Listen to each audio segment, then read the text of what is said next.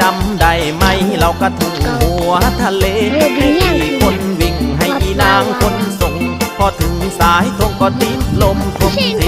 พี่สาวน้องชักพี่ชักน้องสาวเอาสาวสาวสาวเอาชักชักชักเอาชักชักชักเอาสาวสาวสาวเอาจนได้สายเบาละพันกันมุนเม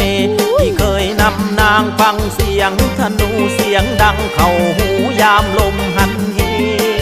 เบาปูละธนูใบลานเสียงดังสนั่นละมีมนมีเสน่ห์เอาเดินเดินเดินดาดีเดินเดินเดินเอาเดินเดินเดินดาดีเดินเดินเดินดาดีเดินเดินเดินดาดีเดินเดินเดินดาดีเดินเดินเดินดาดีเดินเดินเดินใจเอาใจใจใจเอาใจใจใจเอาใจใจใจเป็นชิบป่วยบ่ขานขึ้นขันหน้าหนาวนอนลานตากันนอนลับเลยมาหนึ่งวาดภาพเอาเมื่อครั้งบุพเพบางค่ำบางคืนแล้วก็นอนตาแข็งชวนหล่อนนอนตาแข็งดูดาวมีตะเคี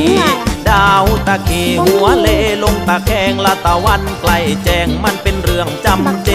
พอว่าวหมดลมก็จีไวหัวลงละต้องวิ่งลงทุ่งเอาจนเอวนี่กะทีพี่สาวน้องชักพี่ชักน้องสาว